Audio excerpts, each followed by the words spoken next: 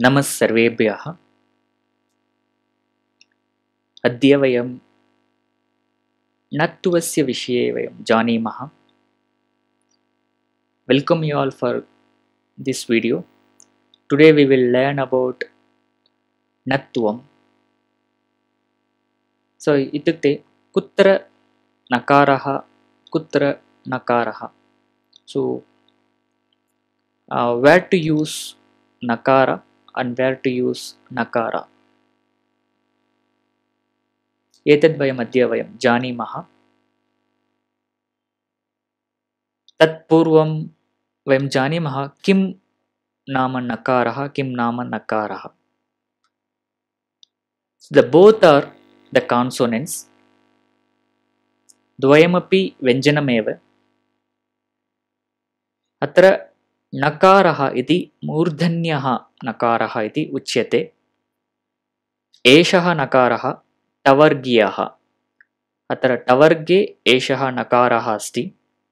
ट ठ ड ढ न इत्यस्मिन् वर्गे नकारः अस्ति. अतः मूर्धन्यः नकारः इति उच्यते. तथैव अन्य नकारः तालव्यः नकारः. एषः नकारः तवर्गे अस्ति. अतः एषः नकारः तवर्गीयः इति उच्यते. अत्र त थ द ध न अत्र तवर्गे एषः नकारः अस्ति. अनन्तरं एतयोः उदाहरणानि वयं पश्यामः. रामेण इत्यत्र मूर्धन्य नकारस्य प्रयोगः कृतः अस्ति. तथैव बालकेन इत्यत्र तालव्य नकारस्य प्रयोगः कृतः अस्ति. किमर्थं रामेण इत्यत्र मूर्धन्य नकारः किमर्थं बालकेन इत्यत्र तालव्य नकारः इत्यस्मिन् विषये एव वयमद्य चर्चां कुर्मः. किञ्चित् जानीमः. So in this the nakara is part of the tavarga and nakara is part of tavarga, and nakara is called as murdhanya nakara and nakara is called as talavya nakara. And the examples ramena balakena. In the ramena murdhanya nakara is used and balakena talavya nakara is used.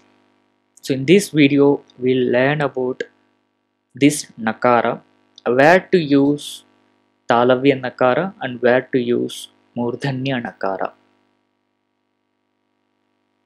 अत्र प्रथमं वयं नियमं पश्यामः. प्रथमः नियमः अस्ति. अत्र सामान्यतया यदि पदे नकारः भवति तत्र सन्देहः भवति यदि नकारः वा नकारः वा इति. So when we have nakara in the word, then the question arises whether to use nakara or nakara. अतः सामान्यतया नकारस्य नत्वं भवति. So basically we will have nakara talavya nakara, then talavya nakara becomes मूर्धन्य नकार in certain circumstances. कदाचित् नकारस्य नत्वं भवति. कदा भवति इति अनेन सूत्रेण अनेन नियमेन वयं जानीमः. So when this natvam happens, we will learn from this rule. यदि नकारस्य पूर्वं रेफः वा शकारः वा रकारः वा भवति चेत् नकारस्य नत्वं भवति इति नियमः.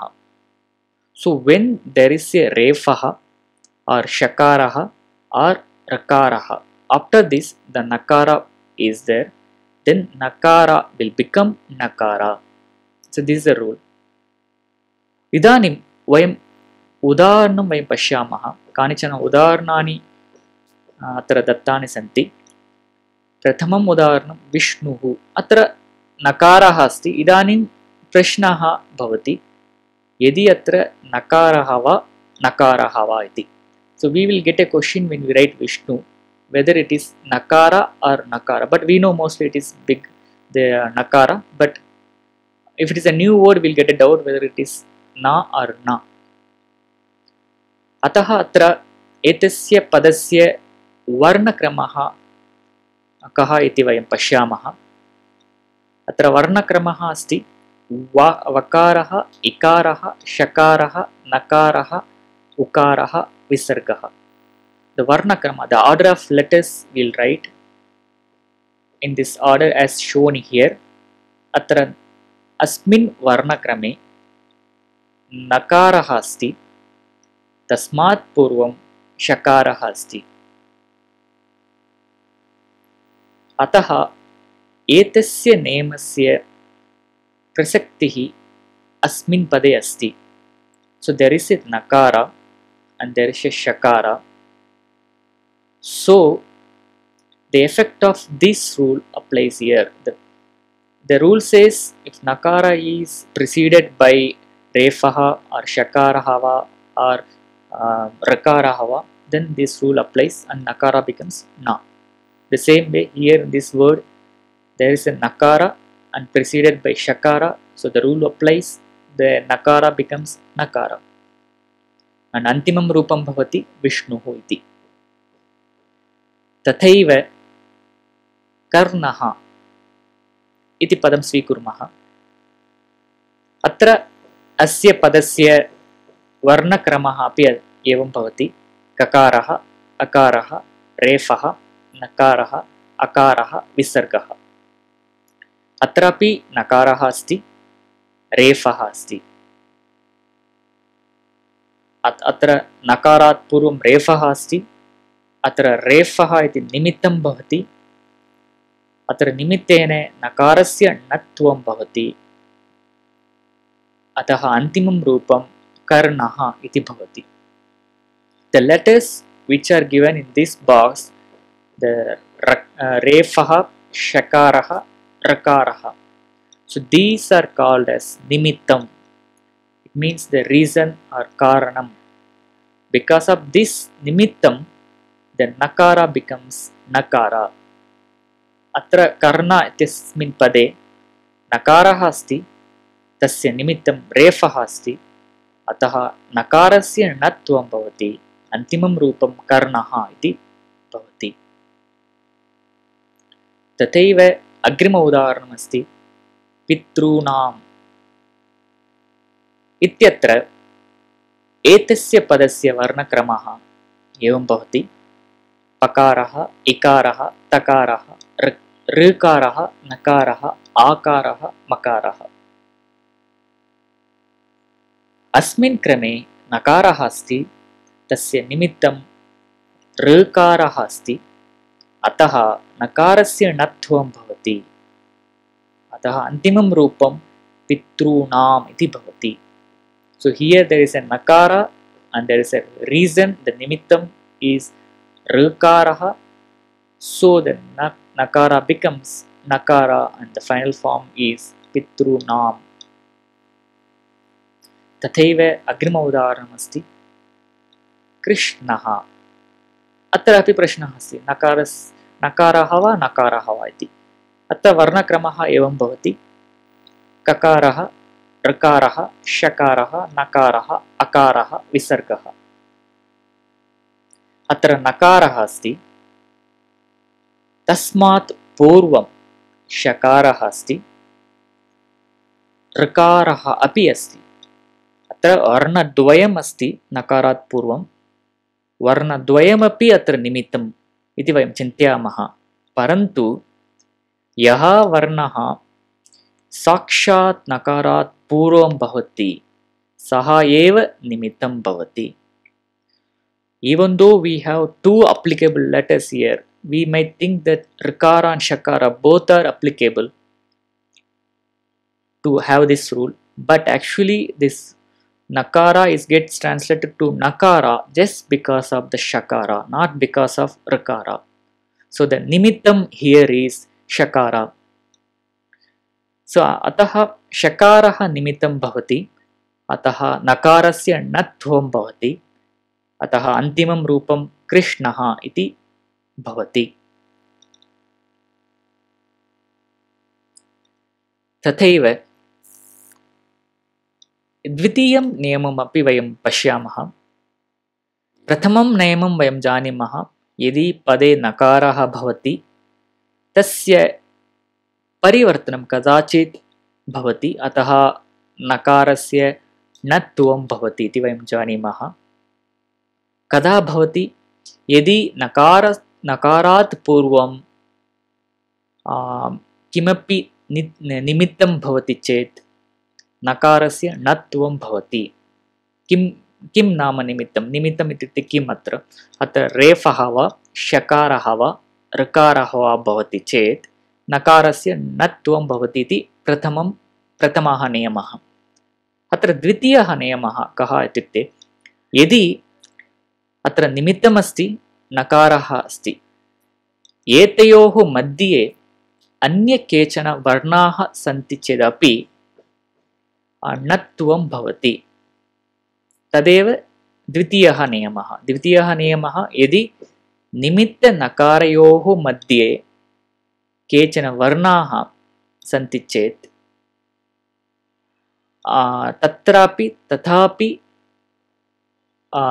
णत्वं भवति। के वर्णाः इति वयं पश्यामः। अत्र प्रथमं स्वराः। यदि द्वयोः मध्ये स्वराः भवन्ति चेत् णत्वं भवति। स्वराः इत्युक्ते आङ्ग्लभाषया वोवल्स् इति वक्तुं शक्नुमः। अकारात् आरभ्य औकारात् पर्यन्तं ये वर्णाः सन्ति ते सर्वे स्वराः। यदि स्वराः निमित्तनकारयोः मध्ये भवन्ति चेत् तर्हि णत्वं भवति। अनन्तरं यदि मध्ये हकारः वा यकारः वा वकारः वा भवति चेदपि नकारस्य णत्वं भवति। तृतीयं कवर्गीयाः। यदि मध्ये कवर्गीयाः भवन्ति चेदपि नकारस्य णत्वं भवति। कवर्गीयाः इत्युक्ते क ख ग घ ङ। यदि एतेषु कोऽपि वर्णः वा केऽपि वर्णाः वा सन्ति चेत् अपि नकारस्य णत्वं भवति। तथैव पवर्गीयाः सन्ति चेदपि णत्वं भवति। पवर्गः इत्युक्ते प फ ब भ म. If one of these letters or any of these letters present between nimittam and nakara, then also natvam will happen. So the natvam will happen if there is a nimittam and nakara and there are certain letters between nimittam and nakara. Then the natvam happens. What are those letters? They are either vowels or ha, ya, va, one of these or any of these, and kavarga, the group of ka and group of pa. If any of these letters present in the middle and the between of nimittam and nakara, then the natvam happens. अत्र एतेषां वर्णानां नाम अस्ति अव्यवधायकवर्णाः इति. So the letters which are in this list are called as avyavadhayaka. Suppose in case if any letter other than this category comes in the between nimittam and nakara, then natvam will not happen. The letters which are in this list are called as avyavadhayaka. यदि अव्यवधायकवर्णाः सन्ति चेत् मध्ये तर्हि णत्वं भवति. The letters which are not in this list are called as व्यवधायकवर्णाः. यदि व्यवधायकवर्णः एकः अस्ति चेदपि निमित्तनकारयोः मध्ये एकः व्यवधायकवर्णः अस्ति चेदपि णत्वं न भवति. Even if there is a single letter outside this list is present, then the nakara translation will not happen. अत्र वयम् उदाहरणं वयम् इदानीं पश्यामः। अत्र प्रथमम् उदाहरणमस्ति क्षत्रियाणाम् इति। अत्र एतस्य पदस्य वर्णक्रमः एवं भवति: ककारः, शकारः, अकारः, तकारः, रेफः, इकारः, यकारः, आकारः, नकारः, आकारः, मकारः। अत्र नकारः अस्ति, अनन्तरम् इत्यस्मिन् पदे एव निमित्तमपि वयं चिन्तयामः, रेफः अस्ति, शकारः अस्ति। वयं पूर्वमेव जानीमः, यः वर्णः नकारात् समीपम् अस्ति सः एव निमित्तं भवितुम् अर्हति। So we will take the nearest letter which is there nearer to nakara, that is the nimittam, the refa. So now let us calculate.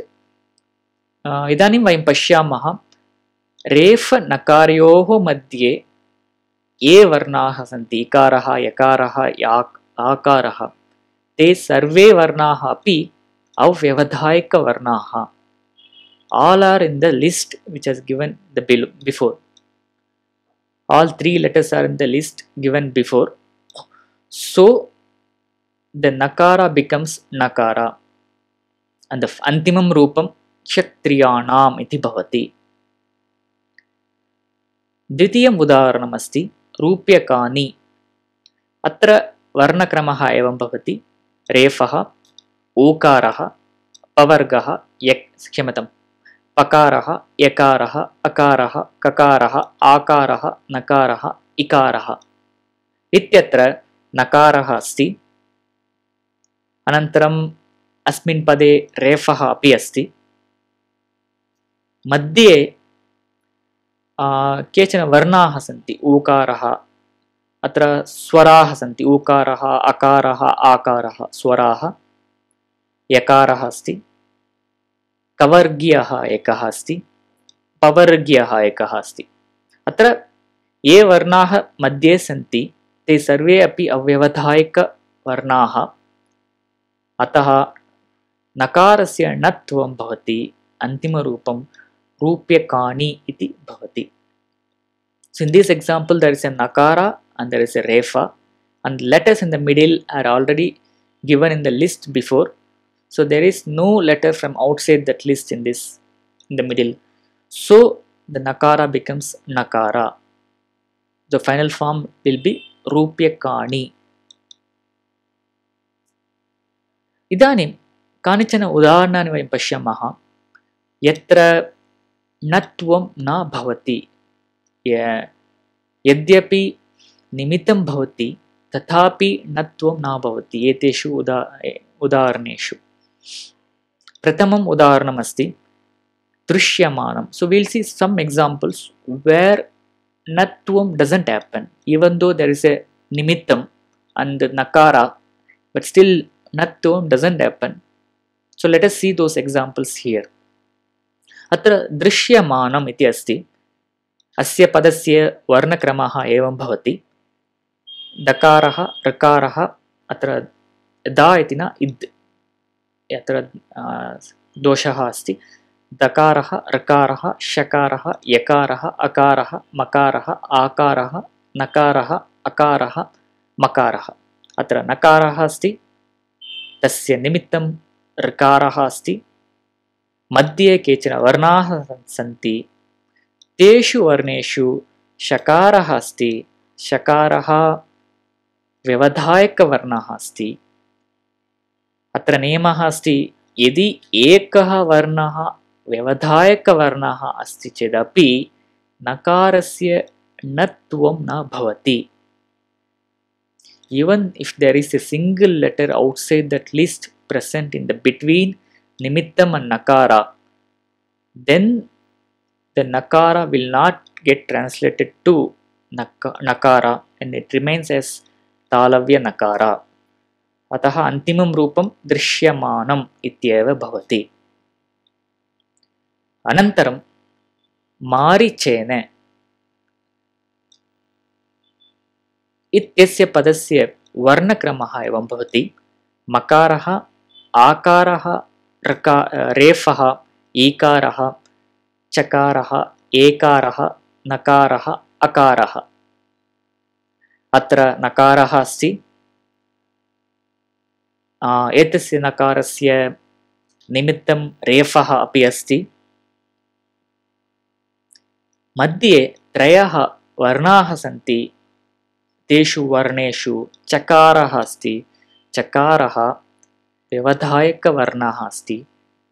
अनेन कारणेन नकारस्य णत्वं न भवति, मारिचेन इत्येव अन्तिमं रूपं भवति।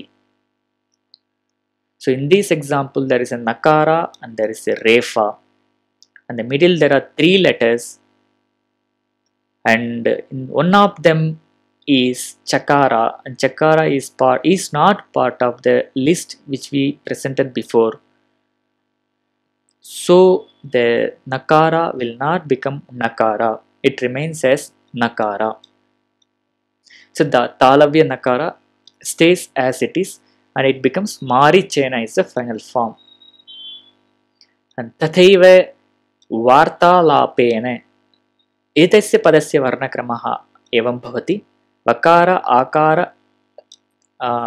रेफः तकारः आकारः लकारः आकारः पकारः एकारः नकारः अकारः। अत्र नकारः अस्ति, तस्य निमित्तं रेफः अस्ति। मध्ये षट् वर्णाः सन्ति, तेषु वर्णेषु लकारः अस्ति। लकारः व्यवधायकवर्णः अस्ति, अतः नकारस्य णत्वं न भवति। अतः वार्तालापेन इत्येव अन्तिमं रूपं भवति। अत्र here there is a nakara and there is a refa, and in the middle there are 6 letters, and one of them is lakara, which is not present in the list given before. So the nakara will not become nakara, it remains as na. So other letters, even though there is other letter called ta, that is also not part of the list. Tavarga is not part of the list given before. So there are 2 letters which is not part of the list given before. So nakara will not become nakara. So there are only, these are the 2 rules mainly applicable for all the words where we have confusions, like ramene, phalene. So all those words you can identify whether it is a na or na. We can identify with these 2 rules. As usual, there are exceptions for these rules as well, and the exceptions, the usage of those exceptions are rare, and most of the cases these 2 rules will answer your question whether to use na or na. अत्र वयं एतस्य नियमस्य, एतयोः नियमयोः व्याकरणसूत्रे के स्तः इति वयं पश्यामः. So we'll see what is the grammatical rule or grammatical formula behind these 2 rules. अत्र प्रथमं सूत्रम् अस्ति, अष्टमो अध्यायस्य चतुर्थपादस्य प्रथमं सूत्रं रसाभ्यां नोनः समानपदे. अत्र रसाभ्यां नः नः समानपदे, एतस्य सूत्रस्य अधिकारो द्वौ स्तः पूर्वत्रा सिद्धं संहितायाम्. अनेन सूत्रेण नकारस्य नकारः भवति यदि नकारात् पूर्वं रेफः वा शकारः वा भवति चेत्. तथैव द्वितीयं सूत्रम् अस्ति, अष्टमो अध्यायस्य चतुर्थपादस्य द्वितीयं सूत्रम् अट् कुप् वाङ् नुम् व्यवाये अपि इति सूत्रम्. अत्र अट् कु पु आङ् नुम् व्यवाये, अत्र रसाभ्यां नोनः समानपदे इति अनुवृत्तिः भवति. अत्र अट् इत्युक्ते सर्वे स्वराः, अनन्तरं हकार यकार वकार रेफः, एते सर्वे वर्णाः अपि अट् इत्यत्र सङ्गृह्यन्ते. अट् इति, अनन्तरं कु इत्यत्र सर्वे कवर्ग्याः सङ्गृह्यन्ते। अनन्तरं पु इत्यत्र सर्वे पवर्ग्याः सङ्गृह्यन्ते। अतः यदि एतेषु कोऽपि वर्णाः वा केऽपि वर्णाः वा निमित्तनकारयोः मध्ये भवन्ति चेदपि नकारस्य णत्वं भवति इति सूत्रार्थः। So based on these two Vyakarna sutras, the Nattuvam happens. There are other sutras which are related to Nattuvam. They are not discussed right now here. So we will discuss when there is a need for that. And if you like this video and if you want to watch more videos on Sanskrit grammar on Sanskrit, please subscribe to this channel sanskrit.today. And also, if you like this video, please share this video with your friends and interested people and group. And if you have any questions or any feedback on this video or on this video topics, please post it on the comments section.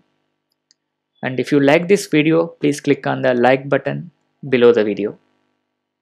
And thanks for watching this video. Dhanyavadaha.